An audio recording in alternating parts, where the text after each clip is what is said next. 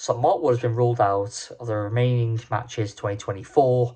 He's missing a test series against Pakistan and New Zealand at the end of the year. Obviously, he's missed these 2 test matches versus Sri Lanka, but the first one, and then pulled up with a thigh injury. He had a scan on his elbow, and it's pulled up, I think, a hairline fracture.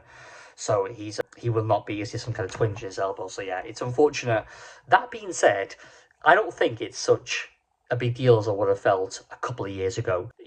I think people up in arms again about Mark Wood and his injuries, but the reality is this year he already played 6 test matches. He was involved. Let's say these two against Sri Lanka to 8. The 6 more to go to 14. Let's maybe played half of the 8 that were available, half of the matches. I don't think he may have been utilised potentially more in Pakistan on slow wickets to get breakthroughs, kind of middle overs. But I don't. Let's say he played 2 there and 1 against New Zealand. That's obviously 3, and then you've got, let's say, 1 against Sri Lanka. That's 4.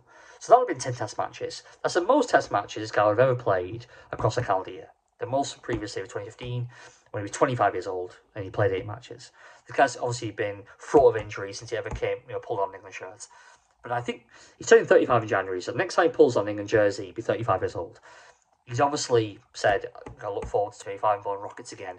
But ultimately, his body is going to break down again. There's no way this guy can go through another calendar year without injury. It's impossible. Every year we get injured.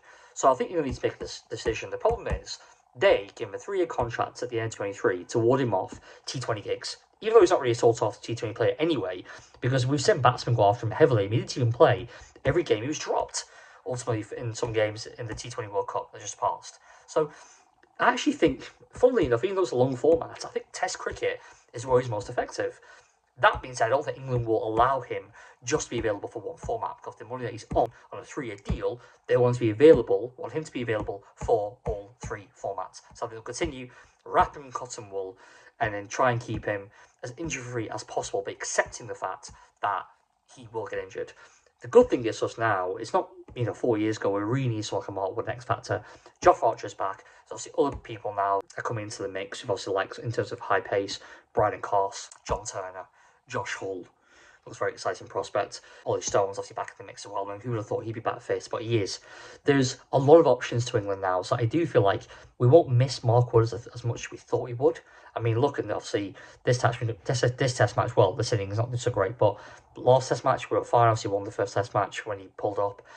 We'll be fine. I think if we're going to the Ashes, yes, he's more disappointed, but I think by then the other balls that I mentioned will come into the fore. Hopefully Archer, and I mean touch wood, because that would be incredible if Archer be fit to play a test match again, because he could potentially be a series winner in the Ashes. He could win England the Ashes if he was fully fit. I absolutely have no doubt, because he is an absolutely wonderful bowler, Jofra Archer. For me, if it's choosing Archer and Wood, it's Archer every single time.